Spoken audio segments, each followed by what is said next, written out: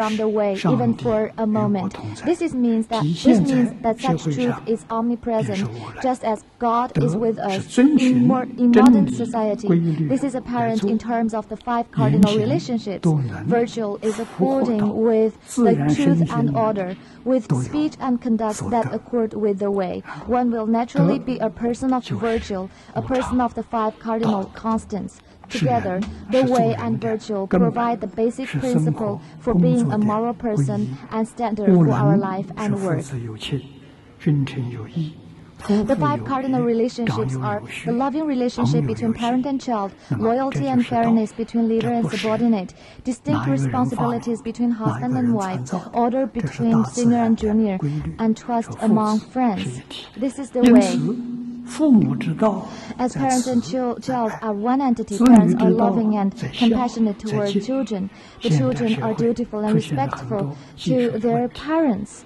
Many difficulties issue of modern society arise entirely due to lack of love. Parents do not know how to love their children. Children do not know about honoring their parents and are unable to love, respect, and support them. Loyalty and fairness between leader and subordinate means that the relationship between leader and subordinate must accord with honor.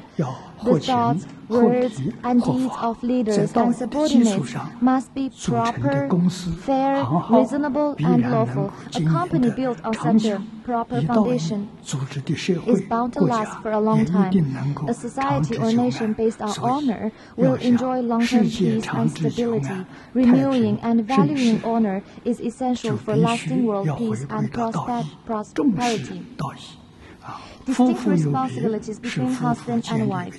The husband and wife make up a family, with each having a different role. Men are the breadwinners, and the women are responsible for teaching the children. Whether a child will become a sage or a person of noble character depends on the teachings of his mother. Thus, there is a Chinese saying that men go out to work and women look after the home. This is the division of labor.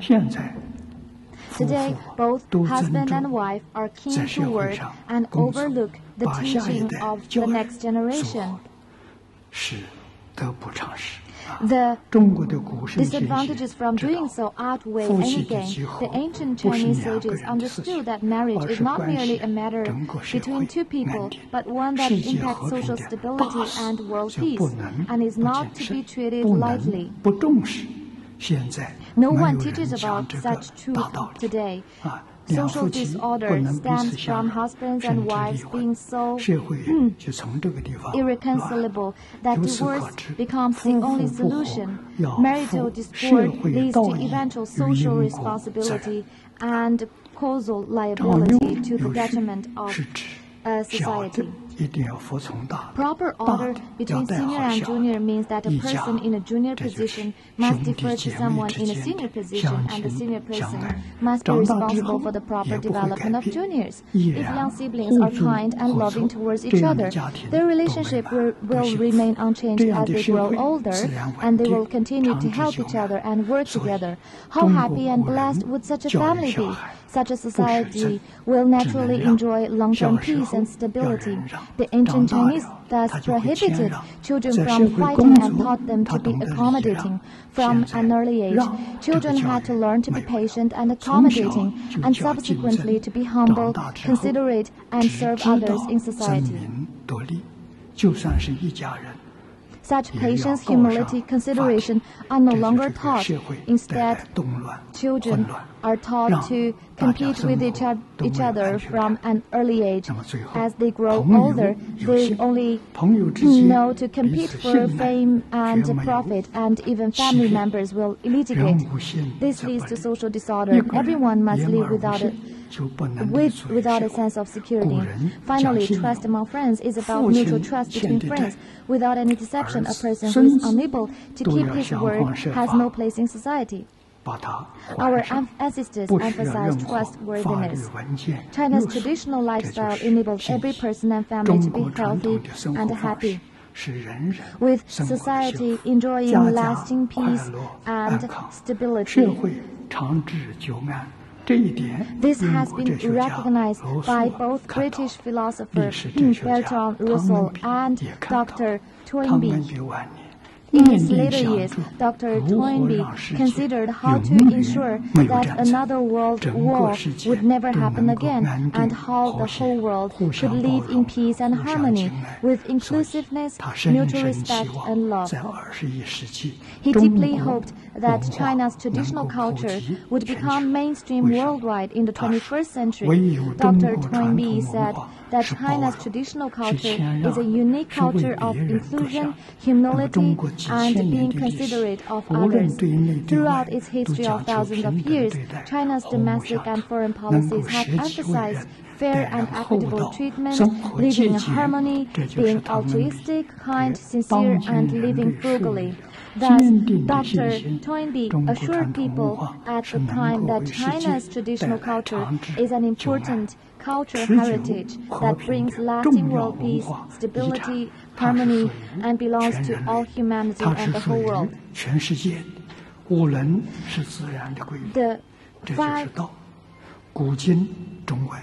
The five cardinal relationships represent the Tao, or natural order. They are timeless, universally applicable, and inviolable. Virtue involves following the five cardinal relationships in our interactions in daily life and work, that is, living with morality and by the natural order. Virtue encompasses the five virtues, namely benevolence, honor, courtesy, wisdom, and trust. The four anchors, namely courtesy, honor, integrity, and shame.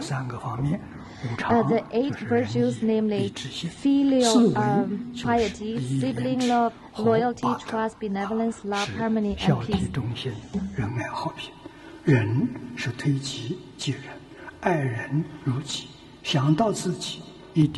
Benevolence involves being considerate and loving others as oneself. This then extends to loving all living beings and the material environment. With a heart of benevolence, one will live and work morally and reasonably. Such a person will handle matters appropriately and with courtesy. By observing life in this manner, it is much like observing precepts, which leads to helping one attain meditative concentration, which leads to wisdom. Thus, one who lives with honor and courtesy is bound to be wise. With wisdom, one will respect the sages and practice their teachings, which inspire firm belief. Such fine moral characters are derived from the intimate love between parent and child. Thus, moral conduct is centered on such a love for all as one. The four anchors were first promulgated during the spring and autumn period by Guangzhong, who said courtesy, honor, integrity, and shame are the four pillars of a nation.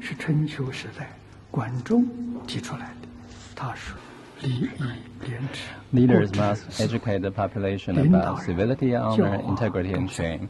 These four qualities are like four pillars that support the long-term peace and stability of the country. Integrity means no corruption. Shame refers to a sense of shame that deters us from immoral conduct. Ancient Chinese society highly emphasized the four anchors, which enable people to live and work in peace and enjoy stable prosperity over thousands of years. This is what we hope for today. The aspects of virtue are summarized as filial piety, sibling love, loyalty, trust, courtesy, honor, integrity, shame, benevolence, love, harmony, and peace. These principles provide the essential foundation for learning the teachings of the saints and sages.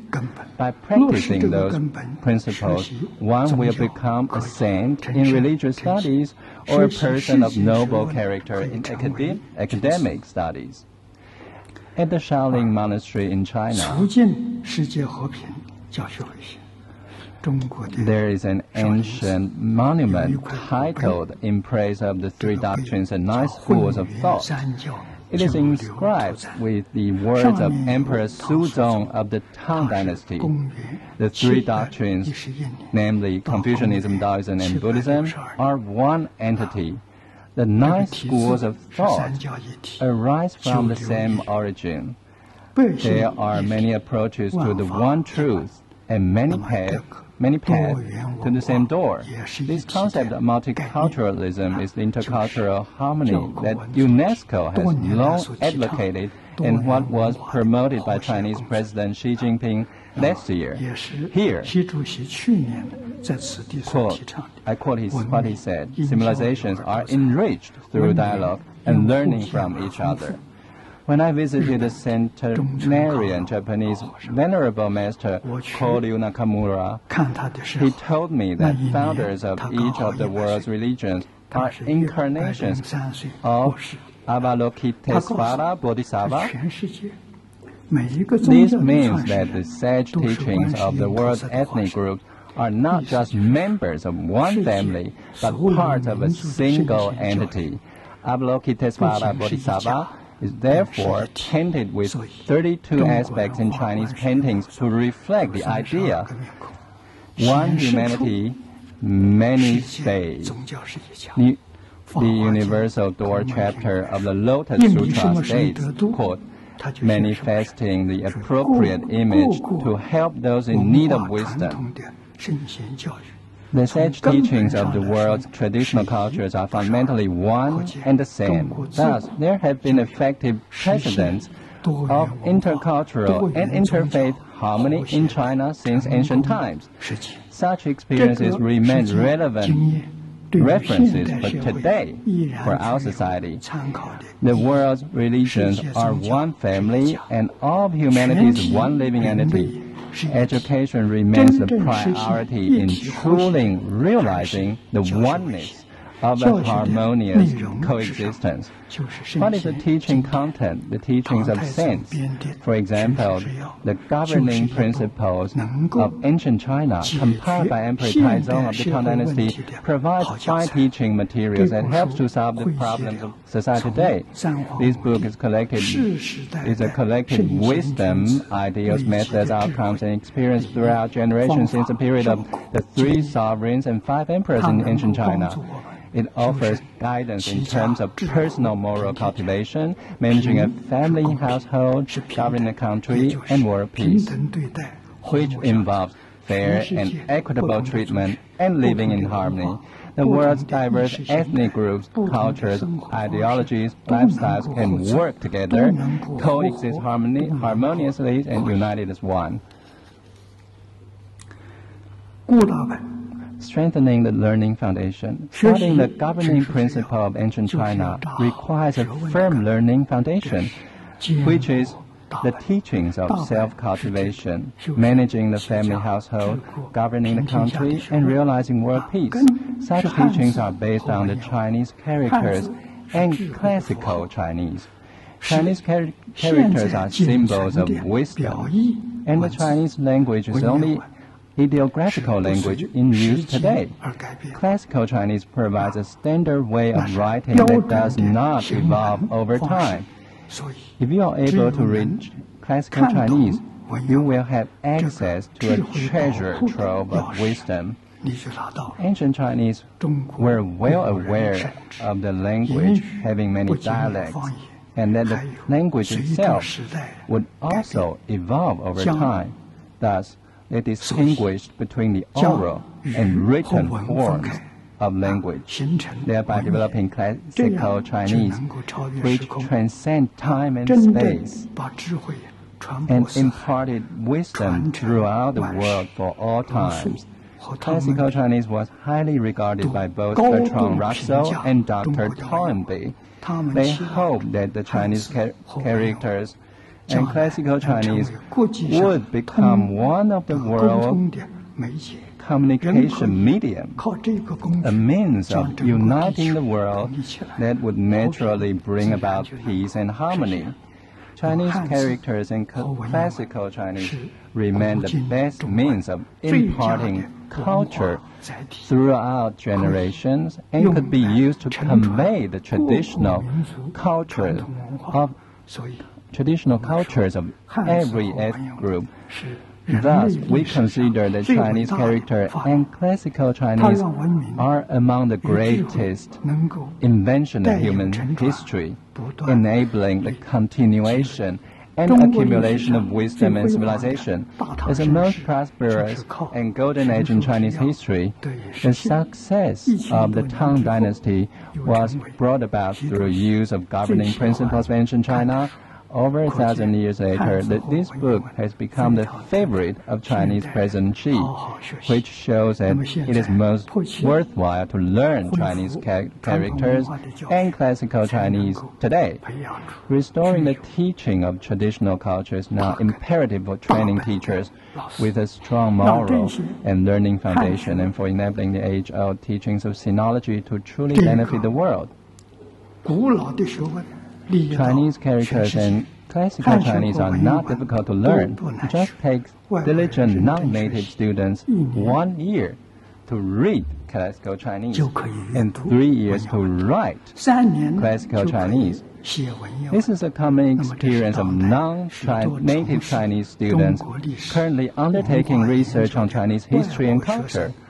Why would people from different cultural backgrounds learn Chinese characters? Each Chinese character includes or encompasses philosophy and art. Through in-depth study, one will discover each Chinese character which encompasses great wisdom that is common to all the traditional cultures of the world's different nations and ethnic groups. There are 6 methods of forming a Chinese character. First one is pictogram.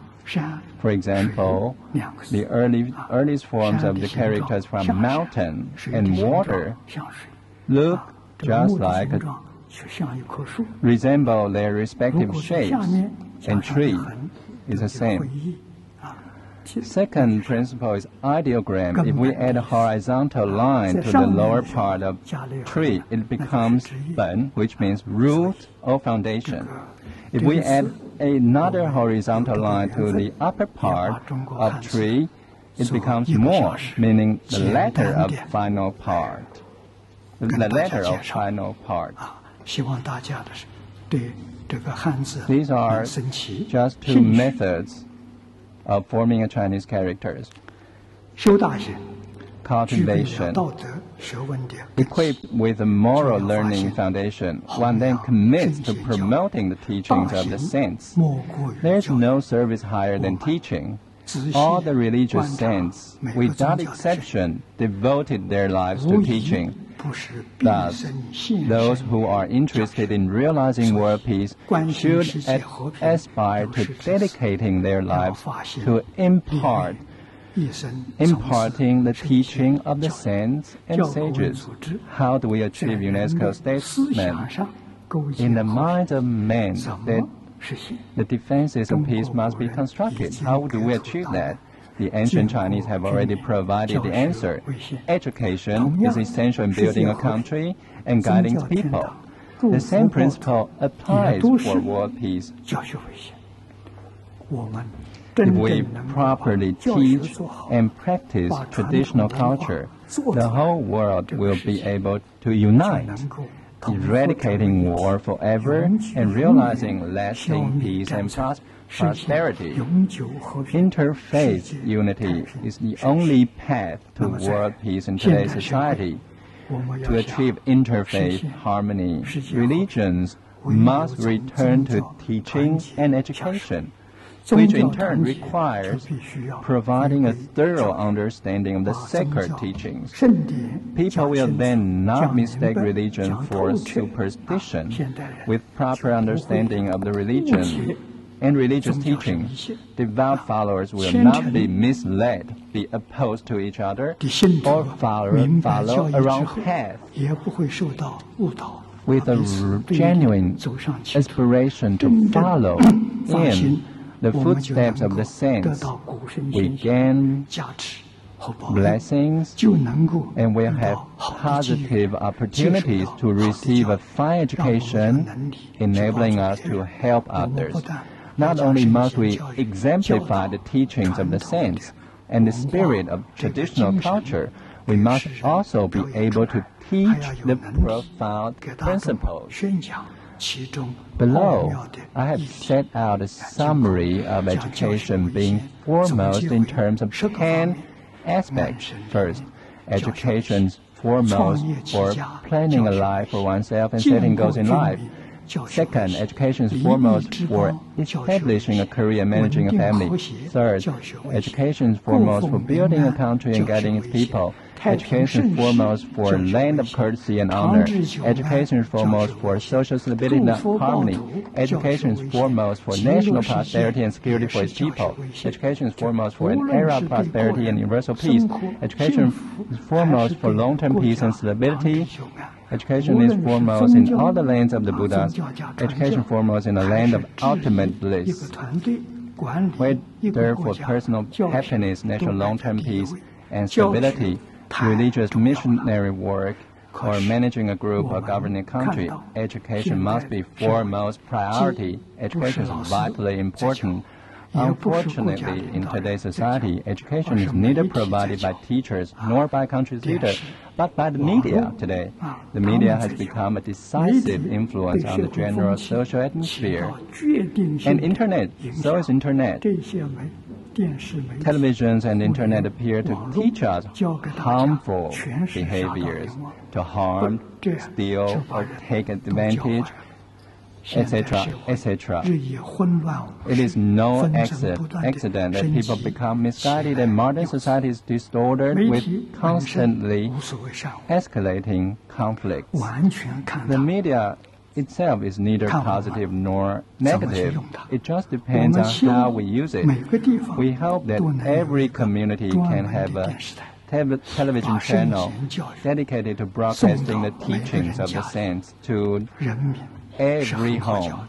People can easily be taught, and with proper education, they will soon change their ways and paths. We also hope that teachings of each ethnic group and nation passed down throughout generations can be recorded in Chinese characters and classical Chinese for the benefit of future generations, attaining the utmost achievement. The aim of religious teachings and teachings of China's traditional culture is to develop saints and people of noble character. With more such people, peace and prosperity will be naturally achieved. Thus, truly learning the teachings not only will save ourselves and our family, but also society and the world. It will benefit countries throughout the world and the infinite living beings throughout the universe. Hence, it is utmost achievement.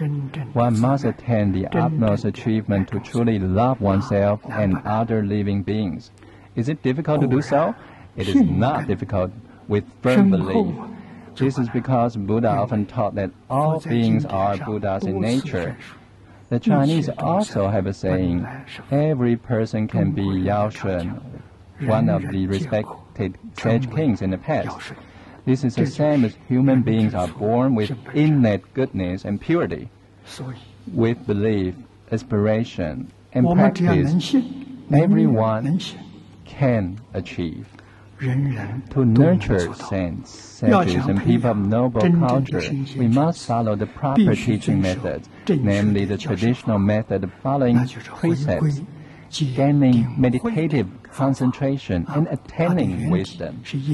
This method is based on the principle that precepts enable one to attain meditative concentration, which in turn enables the initiation of wisdom. The path to success is to specialize in one subject over a long period of time and to realize the meaning of a book by reading it thousands of times. Once we have mastered the Chinese character and classical Chinese, we can then specialize in classical and religious texts. As people today have little time to study, Malaysia's Academy of Han Studies has compiled a selection of 360 excerpts, namely the governing principles of ancient China 360, which has been widely welcomed.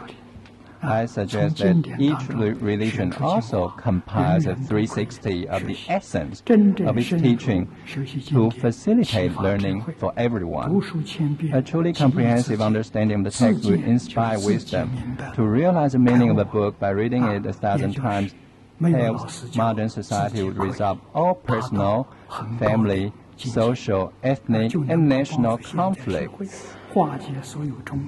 at 个人 these 的冲突、 critical 家庭的冲突、 junctures, 社会的 at 冲 this 突、 critical 族群 juncture 的冲 in 突、 history, 国家的冲突， we 都能 propose 化解。 the six 在这个 prime 关键的历史 principles, 时刻，我们提 namely 出 foster a vow for universal love, set great aspirations, establish the moral foundation, strengthen the learning foundation, cultivation, and attain the utmost achievement.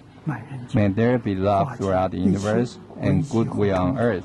We believe that if more people practice the six cardinal principles, we will not only resolve conflict, but also realize a paradise of world peace and harmony in the near future.